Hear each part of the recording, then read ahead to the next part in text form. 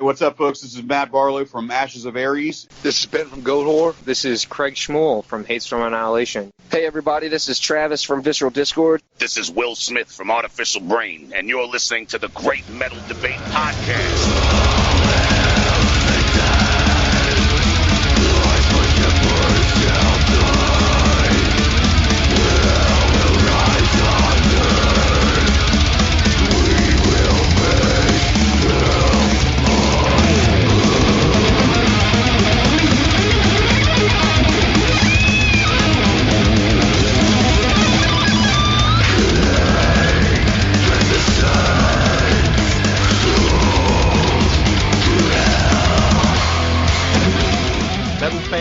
The podcast is back with another amazing artist interview. I'm joined today by Chris Dovas. Chris, thank you so much for coming on the Great Metal Debate. Of course. Yeah, thanks for having me. I want to start by jumping right in to talk about the new album, Everlasting Lake of Fire, released just this past month. How long has this project and album been in the works?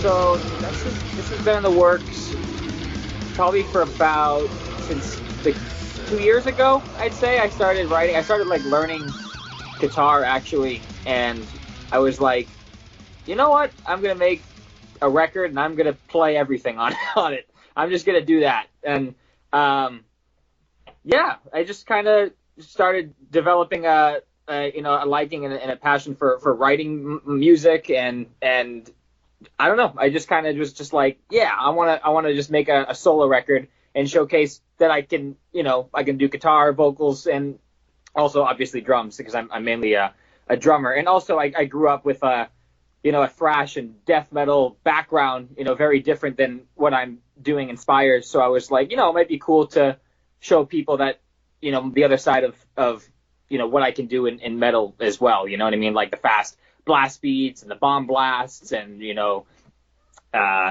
just, really fast kind of music and brutal music, because I kind of have that upbringing, so I also thought it would be really cool to have a project like that as well. So you grew up listening to a lot of bands like that, Death, and the other bands that came from that death and blackened genre? Yeah, so like Death is actually a very good example. I mean, I was the Chuck Schuldiner, I think is his name. Yeah, his last, how you pronounce the last name. Some people say Schuldiner or Schuldner. I'm pretty sure it's Schuldiner though. But yeah, Chuck Schuldiner is a huge influence of mine, as far as like my gateway into death metal, as well as like Slayer and Nile and Cannibal Corpse, all the classics. And that's just, I grew up listening to a lot of old school death metal, so kind of wanted to do something similar. You mentioned that you provide the drums, vocals, and most guitar for this album. I want to ask you about other artists who contributed in a moment, but first I'm curious, what's it like to play the majority of instruments on an album? Was that more of a challenge, or did you actually find comfort having so much direct control over the performance? Yeah, it was for me, it was more comfortable, because it's the thing is, I've never done it before, so like it was a very unique experience for me doing that. But I liked it. It went by really fast because I was on my schedule for everything. Like I didn't have to really wait for anybody to get things done. So I remember I did the drums in one session. Took about 3 days or so to record everything, and then right when we were done the drums, we moved on to guitar like that same week. So everything was kind of really fast, and having the final say on everything was really great as well, So it was just, I don't know, it was relaxing. It wasn't, there was no stress or pressure or anything, because I got to do everything just all on my terms, So I hope that answers the question. So I get to interview and talk with a lot of musicians and artists, and I do get the sense, you have a variety of personality types, but there's something about a lot of them like enjoying that control. Like there's something about having that control over the process that's artistically pleasing. Yeah, exactly. And it's not that like with what I do in Spires, it's not that I don't have a lot of like control over like what goes on in the drums and stuff, but it was just cool to have even more say. You know what I mean? Like it's just like I get 100% of the say of how the drum parts are. I get 100% of the say of how the riffs are. how the vocals are, the pattern. Like it was just a nice, unique process because I've never done something like that before. You know what I mean? It was all my own. And my guitar player in Seven Spires, Jack, produced the whole thing because he has a very great knowledge for audio engineering and stuff like that. So without him and his help with the sessions, it wouldn't have sounded as good as it came out. You know what I mean? So, yeah. And I wanted to ask about that his production of the album. I was really impressed at how good this sounds. Like, I enjoyed death metal and even brutal death metal, but honestly, some of those albums, the production quality isn't the best. But Jack, his work was great. Was this the first time that he'd worked behind the glass? First time he's ever like mixed and mastered and stuff like that? No. It's been a few years now, I think, since he started really working on gaining that knowledge. I think it was before he was even at Berkeley, actually. So I think it's been like 4 or 5 years now he's been really working on this. So I've always been really impressed with what he can do and his knowledge for that kind of thing. So it was he also made the sessions really comfortable as well. Also, being not as experienced as a guitar player, because I'm a drummer. I've only been playing guitar for a few years now. Having him running everything and really working the sessions really made it a lot smoother and nice and not stressful at all. And he was great. He had some great ideas and stuff that he threw in there that we could try, and he was great. It was literally a great experience. I have nothing but great things to say about him, and I will always use him for mixing and mastering and production. I will always recommend him. So he's a fantastic guy to work with, and he does everything in a very timely, he gets everything done very quick, and he really like serves the song. You know what I mean? Like he mixed this. Like, I told him I wanted a very apocalyptic kind of sound to the record, and that's exactly what he did. But if someone wanted something different sounding, he could adjust. So he's very, very diverse in that kind of way as well. So it sounds great, man. Now, you wrote all the lyrics to the album, and the lyrical themes on this album, well, Chris, this is really what my church youth minister feared when he caught us listening to heavy metal back in the day. Like, have you received any pushback from anybody just about those, maybe people who took the themes too literally? Yeah, I have. But whenever I explain the concept to someone who has told me it's like they don't agree with the content, they go, "Oh, I didn't realize." Because what the story is about is I'm not saying like, oh yeah, kill God, like yeah, Satan, even though it definitely sounds like that. The thing of the record is it's a story through Satan's eyes. I've always been very fond of the Bible and religious stories, and I've always thought they were very interesting, and a lot of aspects of the Bible make for great inspiration for like a metal record. And also in horror movies, all the horror movies that have to do with like Satan and demons, like The Exorcist, for example, and stuff like that, that's what scared me the most, and that's what I always found was the most brutal. So I wrote a story based on like kind of the book of Revelations. Like in the Bible, like Satan tried to become God, and that didn't happen, obviously. But I wrote about what would have happened to the universe if Satan had completed that task of becoming the new God and overthrowing him. What would have happened? So the story is written through Satan's eyes, and I made up this concept, but I use characters from the Bible, like the 4 horsemen of the apocalypse: war, famine, pestilence, and death. They all make an appearance, and it's just it's an influence basically. So that's what the concept is. It's what would have happened if Satan completed that. And yeah, so I'm not personally saying like hail Satan, it's just a story I found very interesting, Yeah, see, that's so interesting to me, and I totally agree that like the biblical imagery makes some of the best metal, and it's interesting to me to compare so-called Christian, metal or rock and black metal and other, that like the imagery is the same, might just be a little different emphasis, but still that imagery is very metal to me. Yeah, exactly. And like I really wanted to use these characters because these characters like Satan and demons and God and like just that whole universe I always found to be very interesting to me, and even all the story, like the Book of Revelations, I've always found to be a very interesting read, and it's just something I thought was really cool, and I'm like, you know what, I'm gonna use this as inspiration to make my own story, and that's what I did. So it's a great story. Thank you. Now, all the bass on the album was provided by your Seven Spires bandmate Peter Durania. You guys have been in a few bands together. Tell me about Peter and what he brings to the table. Okay. So having Pete on the record, so I always enjoy playing with Pete. I would, like we lived together for 2 years as well, so it's kind of cool. We got to jam a lot and really get tight as a rhythm section. And the thing is, the record is very, the riffs there's some technical aspects to them, but a lot of times it's straightforward. And I really know that he has this technical death metal background to him, like Obscura and Necrophagist and, stuff like that, First Fragment, bands like that. And I knew that he could bring a technical aspect to the record, like throwing in some like counterpoint to the melody, like not just playing with the guitarist playing, but writing counter riffs and bass fills and different melodies and harmonies and like different stuff like that. Because I told him, I said, I'm going to give you the record and I want you to just shred all over it. Please add some technicality to it, like as far as like the bass parts go. And I think that's what he did, and I really appreciate that. And yeah, we played in a few bands together. Well, actually, only one other band. We played in a band called Unflesh, which was a blackened technical death metal band, and we played in that band together for about 11 months, maybe a year, actually. Yeah, about a year. And, we don't play in the band anymore, but I got to see him play like that in action and actually play along with him during shows and stuff like that. So I think he brought a lot to the record, and I think he's a fantastic bass player and one of the best bass players I've ever heard. So that's why I had him, because I love his playing.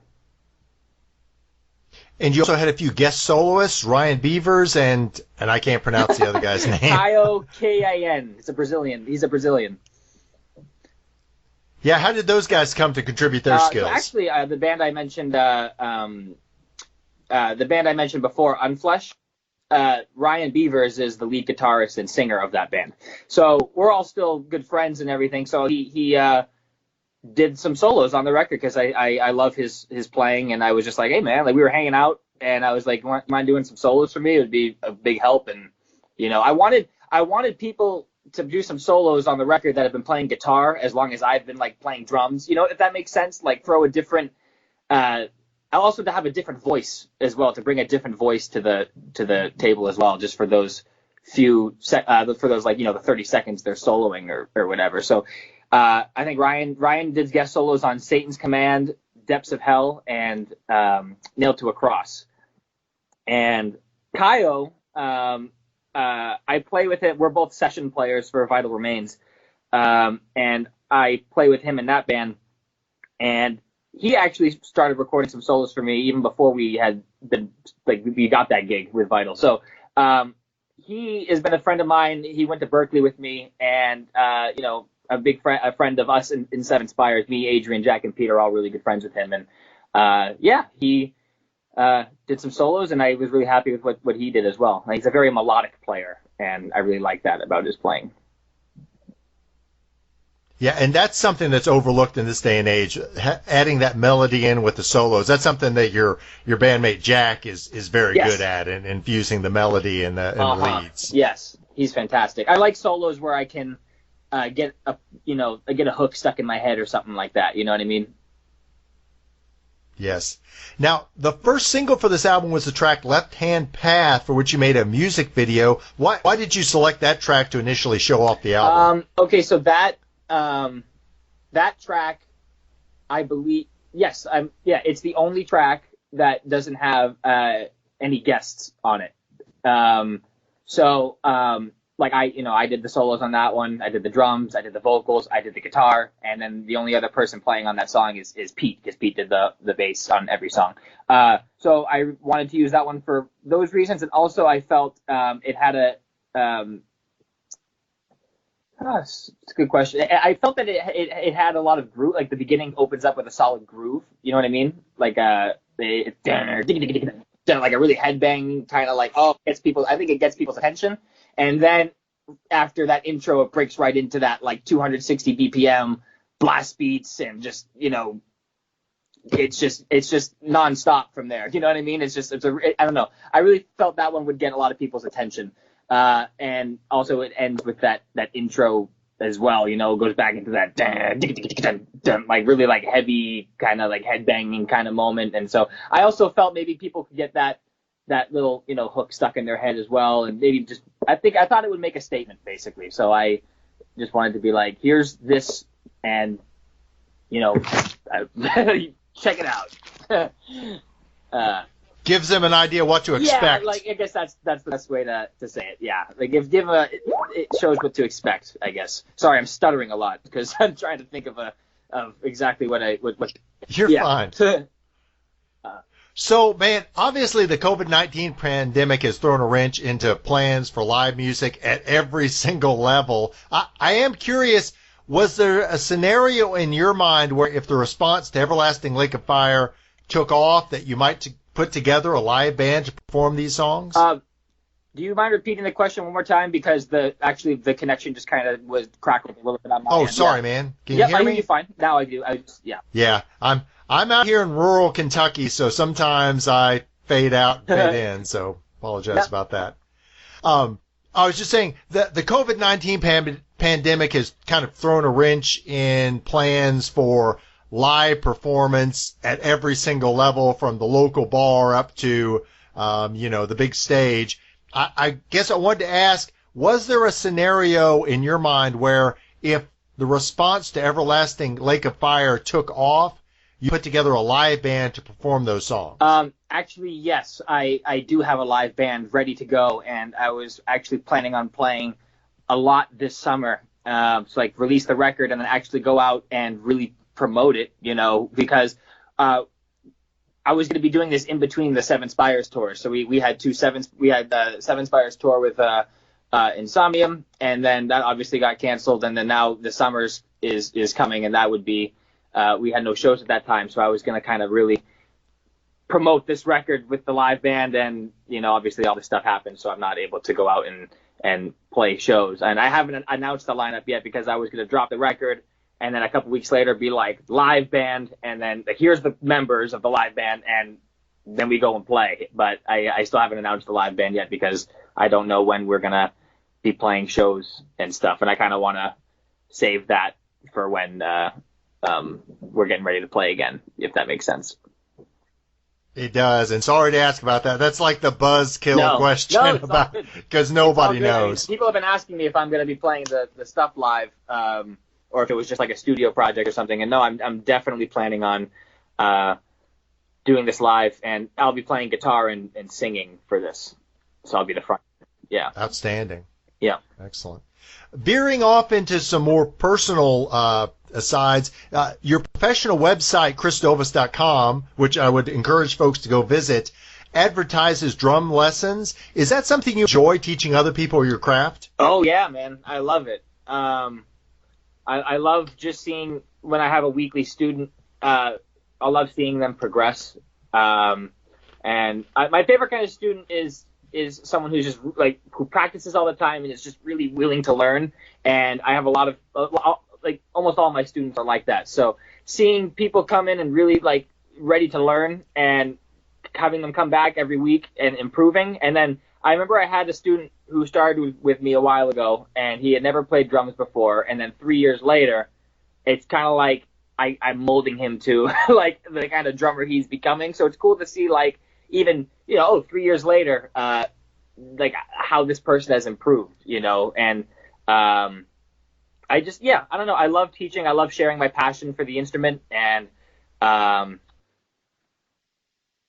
just love seeing the students progress and have a good time and have fun playing drums, because that's really what it's about, is having fun playing an instrument. That's why we all started playing, and that's why professionals wanted to become professionals, because we all love it. So that seems like something that's kind of unique in what you're doing as a musician. Like there's on some level a competition, but there's also a strong desire to expand your knowledge and share what you're doing and your passion with others. Exactly. Yeah. absolutely. And I love teaching. It's a lot of fun for me. So, yeah. Thanks for asking about that. You mentioned earlier about your attendance at Berklee College of Music. You graduated with a bachelor's degree in music performance. Man, that's an institution with an amazing national, maybe international reputation. Tell me a little bit about your experience there and maybe the benefits of going the route of formal music training. Right. So I have nothing but great things to say about Berklee. As a drummer, it really pushed me because we have harmony classes and ear training classes. And just to give you an example of where I was at when like my freshman year, when at my first class, I didn't even know what the major scale was. So I started kind of from the very beginning as far as like music theory goes. No, like, because drums is a rhythmic instrument, you know what I mean? Because we don't have scales or chords and stuff like that, you know. It's all rhythm based. It's a rhythmic instrument. So going in and learning like harmony, like scales and chords and counterpoint and tonal harmony and, you know, conducting and all this kind of stuff, it really pushed me to my limits. I mean, there was days where I couldn't go and practice drums because I had to practice harmony, you know, and ear training. So it definitely pushed me to the limit, and it is actually the reason I was able to pick up guitar and write the Dovas record, because of my knowledge now for how music theory works, how certain notes and chords work with each other, and the different modes, and how like you can shift in between them, and just that was definitely the reason why I was able to write the guitar parts for the album and everything. So definitely a great school, and pushed me to my limits. And it pushed me to my limits even as a drummer too, because I had some fantastic drum teachers that really kicked me in the ass. So great school, and I learned a lot, and I wouldn't change anything for that. You know, I always wanted to go to Berklee ever since I was a little kid too. It was the only college I applied for. I was like, I'm going here or I'm not going to school. So I love it. I loved it there. I'm kind of sad it's over, actually. Definitely. It's over. Well, I'm sure that you made friendships and relationships that will last a lifetime from there. Absolutely. It's kind of funny with Seven Spires, we're all Berklee musicians, but we didn't meet because of Berklee, which is kind of like funny and coincidental. But yeah, actually, well, Ryan and Kyle, the two guest soloists on the record, they're both Berklee guys, you know. So, and yeah, I've just met a lot of people and a lot of friends and connections that I have now that I can count on from going there. So yeah. Well, before we end up with you this evening, I want to hit you with a few quick hitter questions, none too serious, okay? First, what's your biggest pet peeve? Biggest pet peeve. Oh, okay. That's a good one. I was talking to Pete the other day about this one. We were on the phone. We were on FaceTime, and we were having a drink. And we were talking about when people start a conversation with you, like, you'll be walking down the street and someone says, hey, like, hey, Chris. And I go, hey, what's up, man? And they go, oh, I can't talk right now. And I go, okay. So, like, it's happened so many times to us where we're walking down the street and they go, hey, what's up? Hey, Chris. I go, oh, hey, what's up, man? And they go, man, I can't talk right now. I'm really busy, but I'll talk to you later. And it's like, okay. You said hi to me, but okay, like, whatever. So I don't know. We laugh about that. I guess that's a pet peeve. Like, they feel the need to let me know they're busy as well, I guess. So that's a funny one. I don't know. We were just talking. That's the first thing that came to my head. We were talking about that the other day, and we were having a really good laugh about that. Those people sound like douchebags, so I totally agree, man. So, if you were sent into space on the two-man SpaceX rocket, who would you want strapped in with you? Have to say Pete, man. Pete Durana. It's my best friend, so I definitely have him with me as well. Outstanding. Yep. Pick one. Battle Beast or Beast in Black? I don't know Beast in Black, so I'm just going to say Battle Beast. Yeah, you guys are supposed to tour with them, man. Yeah. Battle Beast. Yep. We will see, though. Still up in the air. I don't know. It's not looking good, but hopefully that happens. Yeah. Yeah, we're friends with we've had the folks in Battle Beast on the show, great folks. So if not this fall, I hope it happens for you guys yes. some soon. Yeah, absolutely. I think it will. So. And then, if you'd never picked up the drums, what other artistic endeavor would you have pursued? Acting. Actually, I would love to be an actor, like a comedy actor. You ever seen the movie like The Hangover, for example? Yeah, movies like that would be my forte, and it's definitely my right up my alley, like humor wise. So I would love to be an actor. That would be what I would do if I wasn't a musician. So in maybe future videos, we see a little more of that coming out, maybe some concept videos where you're expanding that range? Yeah, that's a good idea. I haven't planned on that, actually. Maybe we will do that. That'd be kind of cool, actually. That's a good idea. So finally, Chris, what is the best way for fans to purchase music and merchandise from Dovas, in particular, the new album, Everlasting Lake of Fire? You can go to chrisdovas.com/shop, and it has all the merch and you can order the physical CD from there. If you're someone who just likes to order digitally and don't really care about getting the physical CD, it's on iTunes and Spotify and everything like that. So yeah, that's how you get it. And I would encourage fans to do that. That's exactly what I did. I'm holding the physical CD in my hand. Beautiful artwork on the outside. Great physical CD. Encourage folks to do that and support Chris's efforts. Chris, thank you so much. I so appreciate you taking the time to see me. Hey, thanks for having me, man. It was a lot of fun and really good questions. I had a lot of fun answering them. So thank you.